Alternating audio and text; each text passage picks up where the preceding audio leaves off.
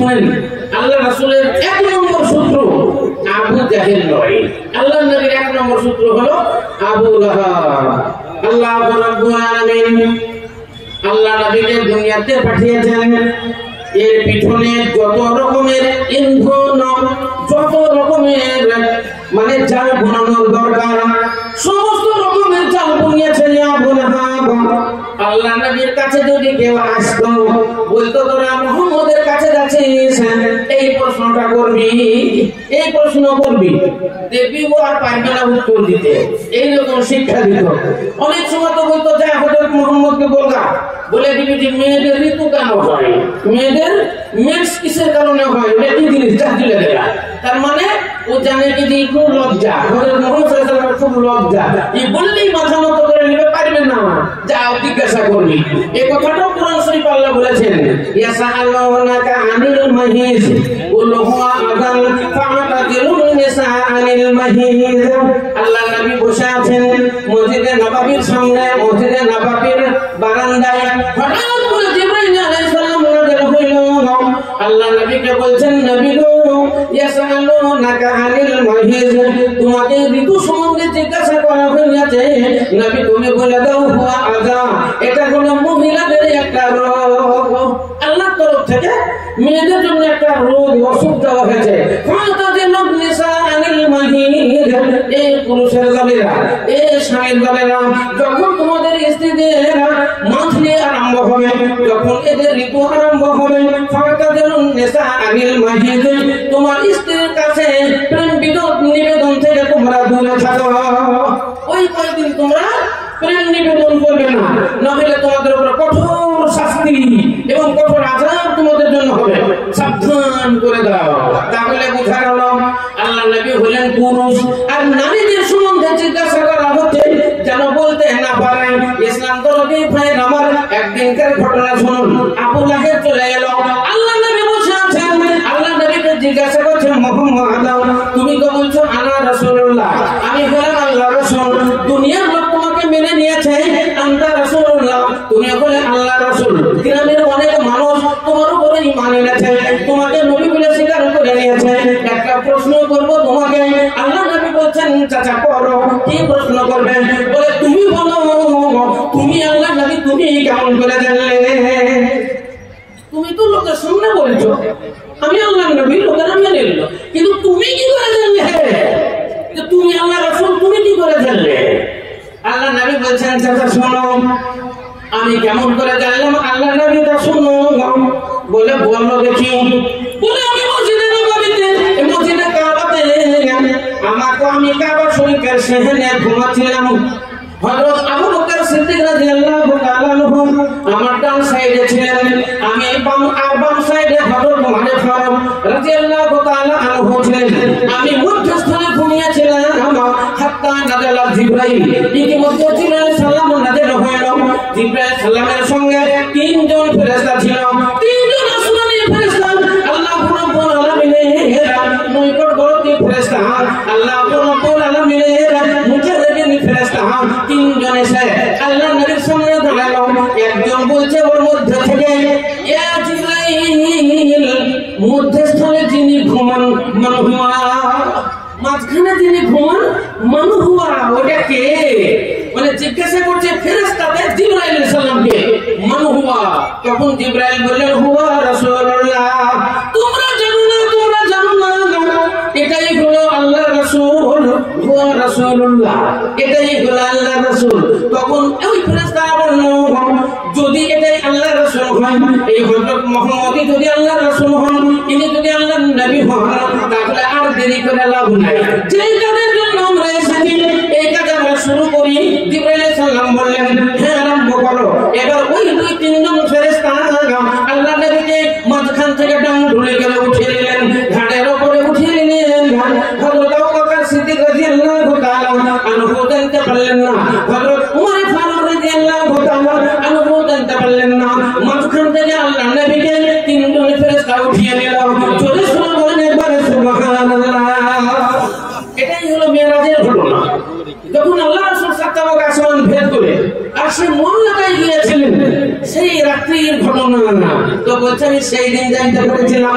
চাচা যখন ওই ফেরেশতারে বলেছিল মানু বাবা এটাকে, তখন আল জিবরাইল বলেছিলেন ওয়া রাসূলুল্লাহ, তুই খুলে জানতে পেরেছিলাম আমি হলাম আল্লাহর রাসূল হযরত মুহাম্মদুর রাসূলুল্লাহ সাল্লাল্লাহু আলাইহি ওয়াসাল্লাম। তখন আবু লাহাব বলেছিল এটা তোমার মিথ্যা কথা, তুমি ঝুট, হ্যাঁ তুমি ঝুটা, তুমি মিথ্যা বলছো। ফেরেশতা বলে কোনো জিনিসই তোমার কাছে আসে না, আসলে পরে নিশ্চয় তোমার চাইতে মহান যারা আছে বড় বড় জ্ঞানী তাদের কাছে আসতো, তোমার কাছে এসেছে। তাহলে দেখেন আল্লাহ নবী বলা সত্ত্বেও সে বিশ্বাস করবে না। এবং প্রশ্নটা দেখুন কেমন, প্রশ্নের উত্তর আপনার দেওয়া বড় কঠিন। একটা কথা বলি আপনাকে, আজ থেকে মোটামুটি 15 বছর আগে একটা মাজাল্লা পড়েছিলাম। মাজাল্লাটা ইংল্যান্ড থেকে আসতো, মানে মাজাল্লাটা ইংল্যান্ডে ছাপা, ইংল্যান্ড থেকে আসতো। যেমন আমাদের যুগান্তর, আনন্দবাজার, তারপরে আহলে হাদিস পত্রিকা, এইরকম পত্রিকা একটা লেখা বইয়ের মতো আসতো। ওইটার নাম হলো উইজডম। পত্রিকাটার নাম কি? উইজডম। এটা ইংল্যান্ড থেকে আসতো। তো ওই বইটা আমি পড়েছিলাম, আজব ব্যাপার। ওর ভিতরে লেখা ছিল একটা কথা, কি লেখা আছে জানেন? লেখা আছে এক জায়গাতে, বলো তো তুমি যদি ভগবান হতে তাহলে তুমি কি করতে? আপনারা এখানে এত লোক আছেন, আমিও আছি, আপনাদের সভাপতি আছে, সবাই আছেন। বলুন তো একটা লোককে যদি জিজ্ঞাসা করা হয়, বলুন তো আপনি যদি আল্লাহ হতেন তো আপনি কি করতেন? আপনারা এত লোক যদি আমাকে জিজ্ঞাসা করেন, সর্ব বললাম তুমি যদি ভগবান হতে তাহলে তুমি কি করতে? বলো আমি কি উত্তরটা দিব? তো ওইতে লেখা আছে ওই উইজডমে, তুমি যদি ভগবান হতে তো তুমি কি করতে? আর একটা প্রশ্ন লেখা আছে, আরেকটা প্রশ্ন ছিল, বলো তো স্ত্রীর হাসি থেকে শালীর হাসি মিষ্টি কেন? স্ত্রীর হাসি চাইতে শালীর হাসি মিষ্টি কেন? আর একটা লেখা ছিল, বলো একসঙ্গে 10টা বিলেতি কুকুর যদি তোমাকে তাড়া করে, একসঙ্গে 10টা বিলেতি কুকুর, যে কুকুরে মানুষ খায়, এইরকম 10টা কুকুর যদি তোমাকে তাড়া করে, বলো তুমি কি করবে?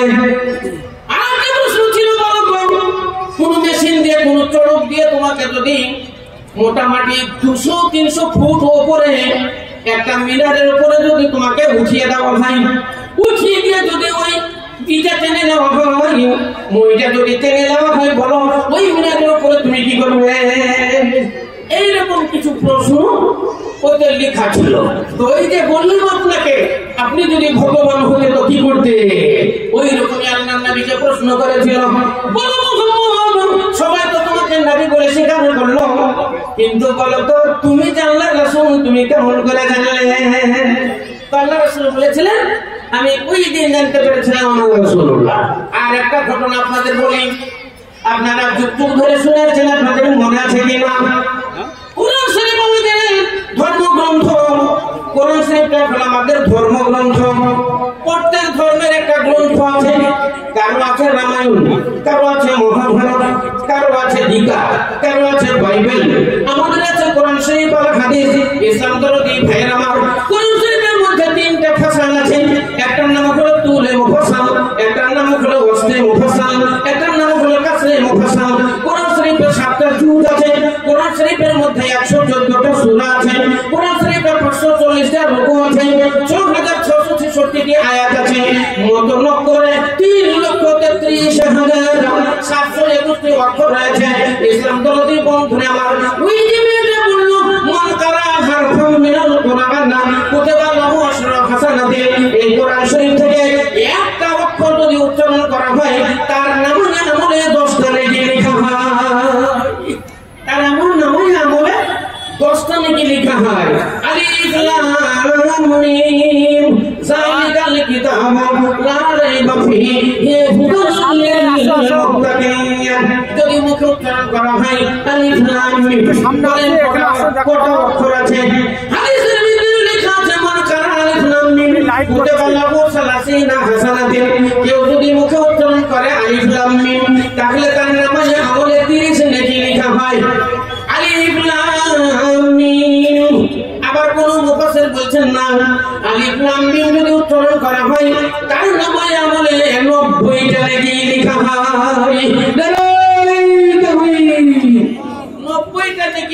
হয় কেমন করে? 3টা 10 করে হলে 3 10 30 হয়, 90 কেমন করে হয়? আপনারা শিক্ষিত মানুষ এখানে। আসলে আপনাকে বলি আলিফ লাম মিম, একটা হলো আলিফ, একটা হলো লাম, একটা হলো মিম, তাহলে 3টা অক্ষরে 30 নাকি? কিন্তু আলিফ লিখতে গেলে কি কয় অক্ষর লাগে? আলিফ লিখতে গেলে আলিফ লাম ফে লাগে, আলিফ লাম ফে আলিফ, তাহলে আলিফে 3টা অক্ষর। লাম লিখতে গেলে লাম আলিফ মিম লাম 3টা অক্ষর। মিম লিখতে গেলে মিম মিম 3টা অক্ষর, তাহলে আলিফে 3টা অক্ষর, লামে 3টা অক্ষর, মিমে 3টা অক্ষর, 9টা অক্ষর, 990 নেই। আল্লাহ নবী বলেন যে ব্যক্তি একটা অক্ষর উচ্চারণ করিবে কোরআন শরীফ হইতে, তার নামে আমলে 10 নেকি লেখা হবে। রাধাকান্তপুর গ্রাম এই মাদ্রাসায় অনেক মেয়েরা, মানে গত 3রা বছর এসেছে যা দেখেছি তার চাইতে গত বছর আরো বেশি ভালো দেখেছি, এবছর আরো ভালো দেখছি। আশা রাখবো আগামী বছরের চাইতে ভালো আরো দেখবো। তো এই ভালো দেখার পিছনে কারণ আছে, সে কারণটা কি জানেন? সেটাই হলো টাকা পয়সা ফেলো তামাশা দেখো। আল্লাহু আকবার। আজ কয়েকদিন আগে একটা জালসা করলাম দিনাজপুর, তো শুধু ওদের প্যান্ডেল খরচ, প্যান্ডেলের ভাড়া হলো 50,000, শুধু প্যান্ডেলটাই হলো 50,000। আবার একটা বক্তা এসেছিল, বক্তার বিল শুনে দাঁত কপাটে লেগে যাবে বক্তার বিল শুনলে। বিল হলো 75,000 টাকা। 2.5 ঘন্টা বক্তৃতা দেবে, 75,000। নাম জানেন? জার্জিস আনসারি। নাম হলো জার্জিস আনসারি, ইউপি বাংলাদেশ। তাহলে তার বিল হলো 75,000। এবার আমাকে মির্জাপুর থেকে বলেছে মৌলানা জার্জিস এনে দিতে পারলে আমরা ওকে 1 লক্ষ টাকা দিব। আবার সেই দিন একটা মিটিং হলো মির্জাপুরে, যেতে মির্জাপুরে বেলডাঙ্গায়। ওরা বলছে মৌলানা যদি আপনারা আজহারি সাহেবকে এনে দিতে পারেন। আজহারি মানে ওই যে ইউটিউবে বক্তৃতা রাখছেন কি না? মিজানুর রহমান আনসারী, ওনারা নিজেই বলেছেন যদি এনে দিতে পারেন তো 3 লক্ষ টাকা দিব। তাহলে বলেন 2.5 ঘন্টা 3 ঘন্টা বক্তৃতা রাখবে, 3 লক্ষ টাকা। ইসলাম দরদি ভাইরা আমার, তাহলে বলার উদ্দেশ্য হলো আগে আমি বলেছি আপনাদের এই রাধাকান্তপুর গ্রাম এই মাদ্রাসাটা আপনাদের অন্তত 20 বছর আগে হওয়ার দরকার ছিল, কিন্তু হয়নি। এতদিনে এই মাদ্রাসাটা হয়ে যায়। আপনাদের মাদ্রাসা আপনাদের গ্রামের অহংকার, মাদ্রাসাটা হলো আপনাদের গ্রামের গৌরব, আপনাদের গ্রামের আলো। কত আলো যেন নারী ভাই, মশাল যেন নারী ভাই। যারা পুঁজিপতি লোক আছেন, যারা ধনী মানুষ আছেন, যারা বড় লোক আছেন, 10 বিঘার মধ্যে যাদের জমি আছে, যাদের ভালো ভালো ব্যবসা আছে, যারা ছোট ডাক্তার হোক বড় ডাক্তার, ডাক্তার মাস্টার ইঞ্জিনিয়ার এবং ঠিকাদার, ছেলে মেয়ে আছে, ছেলে মেয়ে আছে, কারো স্বামী আছে, কারো ছেলে আছে, কেউ আছে কলকাতা, কেউ দিল্লি, কেউ বোম্বে, কেউ চেন্নাই, কেউ হরিয়ানা, কেউ সৌদি আরবে পড়ে আছে, কেউ কুয়েতে আছে। আপনারা তাদের জন্য আল্লাহ রাস্তাতে দান দিবেন। কেউ দিবেন 1,000, কেউ দিবেন 5,000, কেউ দিবেন 10,000, কেউ দিবেন 20,000। আল্লাহ রাস্তায় দান দিবেন। এই দান হবে আখিরাতের ভেঙ্গেস, এটাই হবে আখিরাতের জমা। কারণ হাদিসে লেখা আছে দুনিয়া মাজরাতুল আখিরাহ, দুনিয়া হলো আখিরাতের খেতি। দেখেন আমাদের একটা ধানের সিজন, যারা 2 বিঘা ধান লাগিয়েছে নিশ্চয়ই তাদের 40 মণ ধান হবে। 40 মণ না হলে 30 মণ তো হবে, 15 মণ করে হলো 30 মণ ধান হবে। তাহলে ধান হবে, কিন্তু যাদের জমি নাই, ভূমিহীন, বলেন সে তো ধান লাগাতে পারেনি, 1 মণও তার হবে না, কিনতে হবে তাকে। আসেন বলি তাহলে আল্লাহ রাস্তাতে দান দিবেন, এটা হবে আখিরাতের ব্যাংক ব্যালেন্স। একটু আগে আপনি শুনেছেন শিক্ষাই হলো জাতির মেরুদণ্ড, শিক্ষাই হলো আমাদের মূলধন। ইসলামের শিক্ষা, হাদিস কোরআনের শিক্ষা প্রত্যেক মুসলমান নর নারীর উপরে ফরজ। নামাজ তো ফরজ, জোহরের নামাজ, আসর নামাজ, মাগরিব, এশা, ফজর, এই 5 ওয়াক্ত নামাজ আমাদের ফরজ। পবিত্র রমজান মাহিনা রোজা আমাদের জন্য ফরজ। আপনি তো জানেন তাহলে 5 ওয়াক্ত নামাজ ফরজ। 5 ওয়াক্ত নামাজ যত ফরজ, আপনি বড় বড় মাওলানাদের জিজ্ঞাসা করেন, বলেন ওমর সাহেব বলেছে শহীদ মাওলানা নামাজ যত ফরজ তার চাইতে 70 গুণ বেশি শিক্ষা ফরজ, তার চাইতে 70 গুণ বেশি শিক্ষা কারণ কোরআনের শিক্ষা না হলে, দিনিয়াতের শিক্ষা না হলে, হাদিসের শিক্ষা না হলে আপনার নামাজ হবে না, আপনার নামাজ হবে না। বলেন জীবনে যদি না শুনেন, বলেন আপনি বলবেন কি করে? যদি মুখস্থ না করেন তো আপনি জানবেন কি করে? আপনি আমল করবেন কি করে? হাদিসের ভিতরে লেখা আছে, যখন তুমি বিছানায় শয়ন করবে একটা দোয়া পড়ো, আল্লাহুম্মা বিসমিকা আমুতু ওয়া আহইয়া। বিছানা থেকে উঠবে একটা দোয়া বলো, আলহামদুলিল্লাহিল্লাযী আহইয়ানা বা'দা মা আমাতানা ওয়া ইলাইহিন নুশুর। যখন তুমি মসজিদে ঢুকবে একটা দোয়া বলো, আল্লাহুম্মা আফতাহলি আবওয়াবা রাহমাতিকা। মসজিদ থেকে বের হবে একটা দোয়া বলো, আল্লাহুম্মা ইন্নী আসআলুকা মিন ফাদলিকা। বাড়ি থেকে বের হবে যেখানে যাও, মাঠে যাও, ঘাটে যাও, ঘাটে যাও, চাকরি বাকরি যেখানে যাও, বাড়ি থেকে যেমন বের হবে একটা দোয়া পড়ো, লা হাওলা ওয়ালা কুওয়াতা ইল্লা বিল্লাহ। দোয়াটা পড়ো যখন যানবাহনে যাবেন। বাড়ি থেকে বেরোলে হয়তো বাইসাইকেলে যাবেন, না হয় মোটর সাইকেলে যাবেন, না হয় টুকটুকিতে যাবেন, যাতেই যাবেন আপনি যানবাহনে যাবেন। আপনি হয়তো শ্বশুর বাড়ি যাচ্ছেন, আপনি একটা গাড়িতে যাবেন, শ্বশুর মশাই আপনাকে গাড়ি দিয়েছে, আপনি জামাই সুন্দর, আপনাকে দেখতে সুন্দর, আপনাকে চয়েস করেছে। শ্বশুর মশাই বলছে, বাবা আমার মেয়ের বিয়ে দিব তোমার সঙ্গে, তোমাকে আমার খুব চয়েস, আমি তোমাকে একটা আরটিআর গাড়ি দিব। চয়েস হলে পরে দেয়। যদি মন ভালো থাকে, মন যদি মইতে যায়, আর যদি আকর্ষণ হয়ে যায় তো মানুষ আর টাকা রাখে না, সে মেয়ে বলে আর ছেলেই বলে, আরো কিছু বলে দুনিয়ার আপনারা গেলেই মানুষ খালি মন যদি চেয়ে নাই যে এটা নিব আমি, কখনো বান্ডিল আর দেখে না। ইসলাম দরদি ভাইয়ের আমার, তারপরে বলেন আপনি শ্বশুর মশাই আপনাকে একটা গাড়ি দিয়েছেন, গাড়িটাতে আপনি চাপবেন, বলেন কি করে চাপবেন? হাদিসের ভিতরে লেখা আছে, যখন তুমি গাড়িতে যাবে, গাড়ি স্টার্ট করবে, একটা দোয়া পড়ে নাও, সুবহানাল্লাযী সাখখারা লানা হাযা ওয়া মা কুননা লাহু মুকরিনিন ওয়া ইন্না ইলা রাব্বিনা লামুনকালিবুন। পড়ে গেলেন, শ্বশুর বাড়িতে গেলেন, এবার নামবেন, শ্বশুর বাড়ির পিছন যেতে গিয়ে উঠানে গিয়ে নামবেন না গাড়ির উপরে থেকে যাবেন? গাড়ির উপরে চড়ে থেকে যাবেন না নামবেন? চেপেছেন তখন তো আপনি নামবেন। যে কোনো জিনিস হলে সেটা প্রথম দিকে ঘুরে আসে আবার। হ্যাঁ, আপনি মাঠে গেলে বাড়ি ফিরে আসবেন, বাজারে গেলে বাড়ি থেকে গেলে বাজার থেকে বাড়ি ফিরে আসবেন। আপনি যাই করেন ঘুরে আসবেন, ধান লাগাবেন, ধান আবার কাটবেন, ওই ধানই বিছন চালাবেন, পাট বুনবেন, ওই পাটি কাটবেন, পাট থেকে আবার বিছন হবে।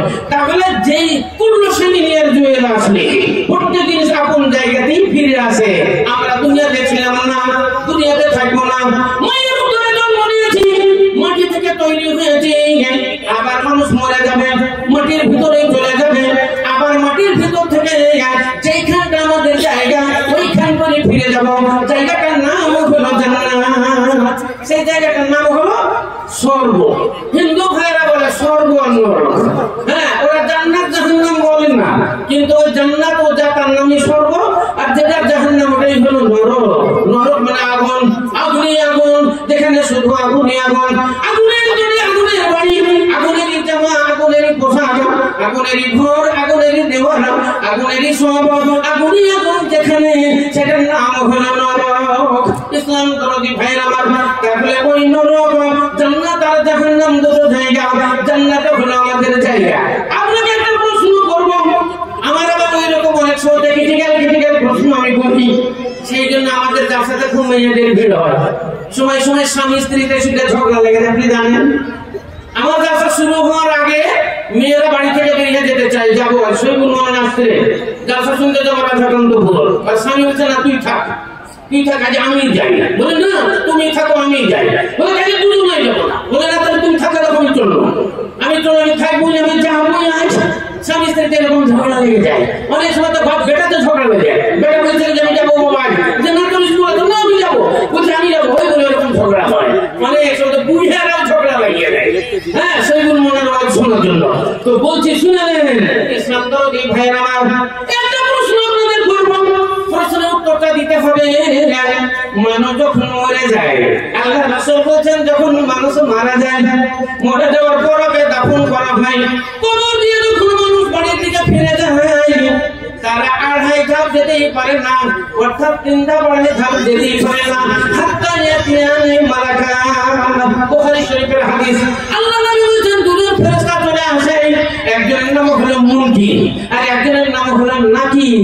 মুনকির নাকির ফেরেশতা ওই কবরে চলে আসে, ওকে ঘাড় কুটকুম দিয়ে জিন্দা করে বসায়। জোরে শুনে বলেন একবার সুবহানাল্লাহ। আমরা তো জানি মরে গেছে, ও চলে গেছে, মরে গেছে মানে শেষ বাবা, হ্যাঁ এই বেটা খতম, আমরা জানি, কিন্তু খতম হয়ে যায় না, মরে যায় ঠিক আছে, এই জীবন আপনার এই ঘর থেকে বেরিয়ে চলে যায়। ইসলাম দরদি ফের আমার মরুন পাখি তেরে এসে করবে ডাকাডাকি, থেমে যাবে জীবন তোমার, বন্ধ হবে আখি, ওরে থেমে যাবে জীবন তোমার, বন্ধ হবে আখি। চোখ বুঝে যাবে ভাই। তাহলে আমরা যখন মরে যাই, কবরের ভিতরে দুইজন ফেরেশতা আছে, ওকে ঘাড় পটকন দিয়ে কবরের ভিতরে জিন্দা করে বসায়। জোরে সোরে বলেন একবার সুবহানাল্লাহ। তাহলে মরল এখন, মরে গেল আজ, কিংবা মরল কাল, পরশু, যাই হোক মরলো। মরলো যখন তখন ওকে দাফন করা হবে। ওকে যখন দাফন করে দিলেন, ধরেন আজকে সকালে মরলো, ওইকালে মাটি হলো, এই মাটি হয়ে যাওয়ার পরে আপনি ফিরে যেতে পারবেন না, আবার জিন্দা হলো কবরের ভিতরে। ওকে জিন্দা করে বসানো হয়, জিন্দা করে বসিয়ে তাকে একটা প্রশ্ন করা হয়, মান রব্বুকা, তোমার রব কে? বলেন তো, যুগ যুগ ধরে আপনারা শুনে আসছেন, ওই ফেরেশতাকে জিজ্ঞাসা করে মান রব্বুকা, বলো তোমার রব কে? এই প্রশ্নটা কেন করে? মান রব্বুকা এই প্রশ্নটা ফেরেশতারা কেন করে? ফেরেশতারা তো বলতে পারতো এই নামাজ পড়িসনি কেন, এই রোজা করিসনি কেন, এই বলতো তুই মেয়েদের ভাবে মেরেছিস কেন, তুই কি করেছিস মেরেছিস কেন। মেলা তো প্রশ্ন করা ছিল, প্রশ্ন না করে আল্লাহ রাব্বুল আলামিনের ফেরেশতারা বলছেন মান রব্বুকা, বলো তোমার রব কে? এই প্রশ্নটা কেন করেন? বলেন আপনাকে বলছি শুনেন, এই প্রশ্নটা এই জন্য করেন, আল্লাহ রাব্বুল আলামিনের সঙ্গে বান্দার একটা অঙ্গীকার আছে, একটা হুকুকুল্লাহ আর হুকুকুল ইবাদ আছে না। আপনাকে বলি, আল্লাহ রাব্বুল আলামিন আমাদেরকে সৃষ্টি করেছেন, আল্লাহর একটা হক আছে, তো আল্লাহর সঙ্গে একটা অঙ্গীকার আছে, আমাদের ওয়াদা। ওয়াদাটা কোথায় বললেন? জান্নাতের ভিতরে। যখন আল্লাহ আদম আলাইহিস সালামকে সৃষ্টি করলেন, আদমকে সৃষ্টি করার পর দুনিয়াতে যত মানুষ আসবে, মুসলমান বলেন, হিন্দু বলেন, খ্রিস্টান বলেন, জৈন বৌদ্ধ বলেন, কোল বলেন, ভিল বলেন, ডোম বলেন, সাঁওতাল বলেন, দুনিয়াতে যত জাতি আছে সমস্ত আমরা মানুষ। এই দুনিয়াতে আমরা ভেদ করে নিয়েছি, আমরা কেউ বলে দিয়েছি আমরা হিন্দু, কেউ বলছে আমি খ্রিস্টান, কেউ বলছে আমি জৈন, কেউ বলছে আমি ডোম, কেউ বলছে আমি সাঁওতাল।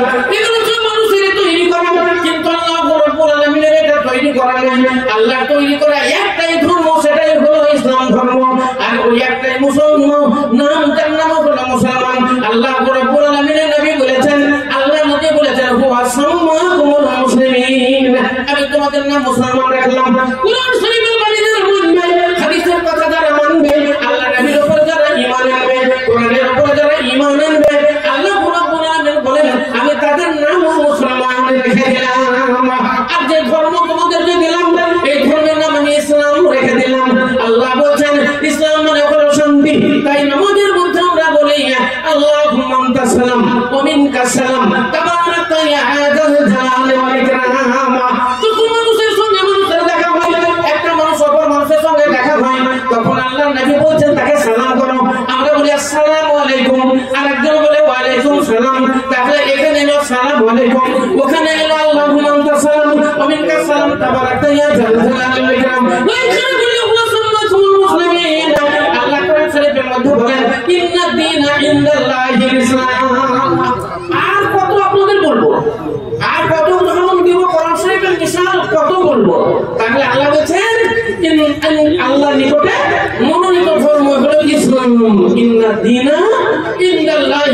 আল্লাহ রাব্বুল আলামিন সমস্ত মানুষকে যখন তৈরি করেছিলেন, রূহগুলোকে তৈরি করে আদমের সামনে রাখলেন। আদমের সামনে রেখে সমস্ত রূহুর সামনে আল্লাহ বলেছেন, আলাস্তু বিরাব্বিকুম। এই প্রশ্ন করেছিলেন, আলাস্তু বিরাব্বিকুম, আমি কি তোমাদের রব নই? আমি কি তোমাদের প্রভু নই? আমরা সকলে বলেছিলাম কালু বালা, হ্যাঁ নিশ্চয় আপনি হলেন আমাদের রব। আল্লাহ তখনই বলল, বান্দা তোমার সঙ্গে আমার একটা অঙ্গীকার থাকলো, তোমার সঙ্গে আমার ইকরার থাকলো। তোমাদের সামনে দুনিয়াতে পাঠাবো, দুনিয়াতে গিয়ে তোমাদের আমি একটা বিধান দিব। তোমাদের এই জীবন বিধান আইন বই দিব, গাইড বই দিব। ওই বইয়ে তোমাদের জীবনের আইন লেখা থাকবে। ওই আইন মোতাবেক তোমরা চলবে। আমার সঙ্গে অঙ্গীকার করো, খবরদার তোমরা সেই আইন লঙ্ঘন করিবে না। আমরা সবাই বলেছিলেন, আল্লাহ আইন আমরা লঙ্ঘন করবো না, আল্লাহ তোমার বিধান লঙ্ঘন করবো না, আল্লাহ তোমাকে আল্লাহ বলে ডাকবো, আমরা তোমাকে মেনে নিলাম। আনতা রাব্বি আনতা রাব্বুনা, তুমি আমাদের রব। আল্লাহ বলেছেন, আলাস্তু বিরাব্বিকুম, আমরা বললাম কালু বালা, হ্যাঁ আপনি বলেন আমাদের রব। তাই ওই কথাটা মরার পরে কবরে আপনার ফেরেশতা জিজ্ঞাসা করবে, মান রাব্বুকা, বলো তোমার রব কে? তাহলে উত্তরটা ওখানকার এখানে জিজ্ঞাসা করার মেলায় কথা ছিল, কিন্তু আল্লাহ অন্য কথা জিজ্ঞাসা করেনি, ফেরেশতারা অন্য কথা জিজ্ঞাসা করেনি। ওই ওয়াদাটা যেটা অঙ্গীকার করে আমরা এসেছি, ওই প্রশ্নটা করা হয়, বলো মান রাব্বুকা, তোমার রবকে। যদি আপনি আইন মোতাবেক চলেন, যদি কোরআন মোতাবেক চলেন, মুরবি মাওলানার কথা যদি শুনেন, আলেম ওলামাদের কথা যদি শুনেন, আল্লাহর দ্বীন মোতাবেক যদি চলেন, নামাজ পড়েন, রোজা করেন, দান খায়রা করেন, মাদ্রাসা চালান, মসজিদ যদি চালান, আল্লাহর বিধিবিধান যদি মেনে চলেন, আপনার টাকা পয়সার যাকাত যদি আদায় করেন, আপনার ধন সম্পদের যাকাত যদি আদায় করেন, আল্লাহ আল্লাহ রাসূলের হক যদি দিয়ে থাকেন, তাহলে ওইখানে বলবেন না রাব্বি আল্লাহ। হাদিসে উত্তরটা আছে, প্রশ্ন আছে। তারা বলবে রাব্বি আল্লাহ, আমার রব হলো আল্লাহ। ওই কথাটা প্রথমকার কথাটা, যেমন ওই কথাটা বলবেন, আসমানের উপরে আসে মহান আল্লাহ রাব্বুল আলামিন খুব আনন্দিত হয়ে যান, আল্লাহ খুব খুশি হইয়া যান। হাদিসের মধ্যে লেখা আছে, একটা গায়েবী শব্দ হবে, বিকট শব্দ। ওই শব্দ জিন আর ইনসান শুনতে পাবে না, অন্য কেউ শুনতে পাবে না। সব দুনিয়ার যত জীবজন্তু আছে এরা শুনতে পাবে, কিন্তু মানুষ আর ইনসান, জিন আর ইনসান শুনতে পাবে না। আল্লাহ রাব্বুল আলামিন বলবেন, সাদাকা আবদি, সাদাকা আবদি। আরবি ভাষাতে আব্দুল মানে হলো বান্দা, আর সাদাকা মানে সত্য। তোমার বান্দা সত্য বলেছে। এই কালা ইবাদি, কালা ইবাদি হাক্কুন, ও সত্য বলেছে।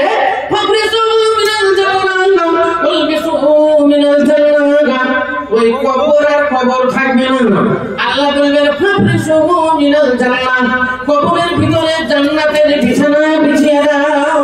ফালবিসুহু মিনাল জান্নাহ, জান্নাতের যে গয়না গাঠি, জান্নাতের যে লিবাস, এই লিবাসগুলো ওকে পরিয়ে দাও। ওয়াফতাহু বাবাম মিনাল জান্নাহ, আর জান্নাত থেকে কবর পর্যন্ত একটা জান্নাতের খিড়কি খুলে দাও।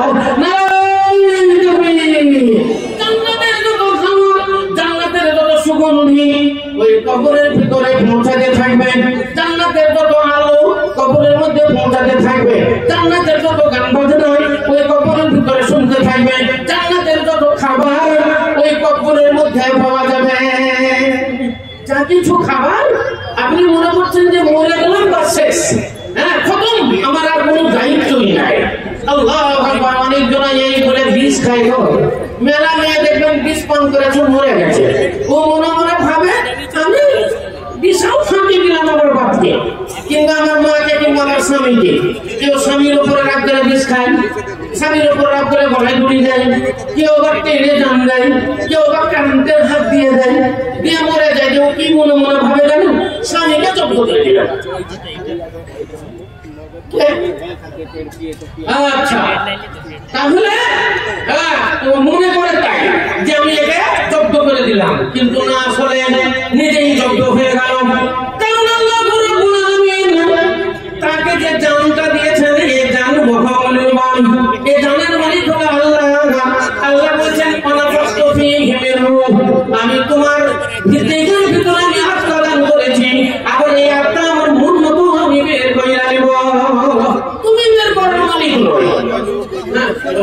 আছেন আপনারা? তাহলে ওদের তো শেষ নাই, সারা রাত আছে। একটা জানলে আপনাদের এলাকায় বিশাল ধনী, যারা ধনী মানুষ আছেন, যাদের 50,000 টাকা বেতন আছে, কিংবা মাসে 180 লক্ষ টাকা ইনকাম আছে, ডাক্তার হোক, মাস্টার হোক, ইঞ্জিনিয়ার হোক, কিংবা একটা ঠিকাদার হোক, এইরকম কিছু আমার কাছে 5টা আঙুল সমান দেয়।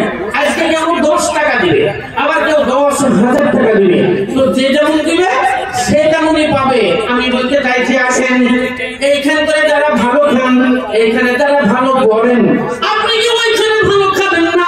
ওইখানে কি আপনি ভালো করবেন না? তাহলে এখানে ভালো খেলে ওইখানেও ভালো খেতে হবে, এইখানে ভালো করলে ওখানেও ভালো পড়তে হবে, ওইখানে ভালো খেতে হলে পড়তে হলে ওইখান করে কিন্তু কোনো ইনকাম নাই। এখানে যেমন ডাক্তারি আছে, আপনি সকালবেলাতে গেলেন সন্ধ্যাবেলা পর্যন্ত ডাক্তারি করছেন, কেউ স্কুলে গেলেন 10টা থেকে 5টা পর্যন্ত ক্লাস করছেন, কেউ হয়তো ব্যবসা করছেন 2 দিন 3 দিন 4 দিন 10 দিনের মতন বিহারের দিকে চলে গেছেন, লোহা লাকড় কিনে বেড়াচ্ছেন। আমার কয়েকটা বন্ধু লোহা লাকড় কিনে বিহারে, বুঝলেন, যত লোহা লাকড় কিনে বেড়ায়। আমি একজনকে ধরে বলছি, আসসালামু আলাইকুম ভাই, কি ব্যাপার জি আপনি এখানে? বলে মরণ আমি লোহা লাকড় কিনি। বলে এই লোহা কিনা তার খার হ্যান তার এই মোবাইল ভাঙা হ্যান ভাঙা ইয়া কেনে করবে? হ্যাঁ ইয়া করে তোমার কত পয়সা হয়? আপনি জানেন না আমি মাসে 50,000 টাকা ইনকাম করি। কি পাই শুধু লোহা লাকড়। ওইদিকে মানে বিহারের দিকে ঝাড়খণ্ডে খুব লোহা, মানে ট্রেনের লাইনে দেখে সব ভেঙে পুরো পড়ে আছে সব মেলা। আর আমাদের দিকে খালি একটা লোহাতে হাত দিলি বাস, আপনাকে ধরে জল ধরে ধরে আপনাকে ধরে জল দিয়ে দেবে, কিন্তু ওই একটা হাজার জল ধরে পড়ে ফেটে কিনে পড়ে আছে।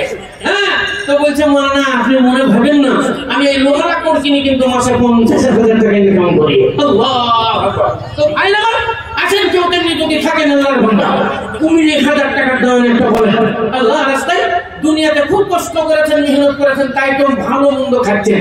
আর ওইখান করে খেতে হলে এইখান করে পাঠাতে হবে। ওখানে মাস্টারি নাই, ওখানে ডাক্তারি নাই, ওখানে ইঞ্জিনিয়ারিং নাই, ওখানে ঠিকাদার নাই, ওখানে গাড়ি বানাবাড়ি নাই, ওইখানে কিছু নাই, খালি মরে গেলে ওই কবর ছাড়া কিছুই নাই। তাহলে ওইখানে কিন্তু আলো পাবেন, ওইখানে কিন্তু পোশাক পাবেন, ওইখানে খাবার পাবেন, ওইখানে সব পাবেন। আল্লাহ নবী বলেছেন দুনিয়া মাযরাতুল আখিরাহ, এখান থেকে পাঠাতে হবে। जो कुछ दोगे वही पाओगे, जो कुछ दोगे वही पाओगे। हशर के मैदान रे, हशर के मैदान, आँखी खोलो रे नींद तोड़ो रे, तुमको कहीं पुकार रे, जागो मुसलमान जागो जरा। उर्दू भाषा भारी बुझें, जो कुछ दोगे वही पाओगे, जे जे दिবেন ওটাই পাবেন। হাসরের ময়দানে, কবরের ভিতরে হাসরের ময়দানে ওটাই আপনি পাবেন। ওটাই আপনি চেষ্টা করে যত পারবেন আল্লাহর রাস্তায় জমা করেন, যত পারবেন জমা করেন। কারণ এই দুনিয়াটা হলো ভুয়াবাজি, দুনিয়াটা হলো প্রেমের জায়গা, দুনিয়াটা হলো লাহোরাই তামাশার জায়গা। আল্লাহ বলেছেন এলামু আন্নামাল হায়াতুদ দুনিয়া লাইবুন ওয়া লাহবুন ওয়া ইন্নাদ দারাল আখিরাতা লাহিয়াল হায়াওয়ান লাউ কানু ইয়ালামুন। ইসলাম দরদি ভাইরা, একজন সাহাবা বলছেন আল্লাহ নবী কবরের আযাব সম্বন্ধে বলুন, একটু কবরের আযাব সম্বন্ধে বলুন। আল্লাহ নবী বলছেন সাহাবারে কবরের যে কত আযাব, কবরের যে কত গজব, কবরের যে কত শাস্তি, এই শাস্তির কথা, কবরের আযাবের কথা মানুষ যদি জানে তো একটা মানুষকেও তারা কবর দিত না। কবরের আযাবের কথা যদি এরা জানতো একটা মানুষকে এরা কবর দিত না। তো এইরকম জানজানের জায়গা, এইরকম কঠিন জায়গা কবর, তাহলে ওই কবরের জন্য আপনাকে পাঠাতে হবে। খালি এখানে 3 তলা বিল্ডিং বানালেন, এইখানে মার্বেল বসিয়ে দিলেন, এসি চালিয়ে দিলেন, এইখান করে ট্যাপ চালিয়ে দিলেন না, বউ আমার টিপতে পারবে না, কল টিপতে গেলে মাজা লড়ে যাবে, আমার স্ত্রী কল টিপতে গেলে বাহু লড়ে যাবে, আমার স্ত্রী দুর্বল, এর অসুবিধা হবে। সেই জন্য বাড়িতে আপনি মেশিন বসিয়ে দিয়েছেন, সেই জন্য বাড়িতে ট্যাপ বসিয়ে দিয়েছেন, খালি ঘুরিয়ে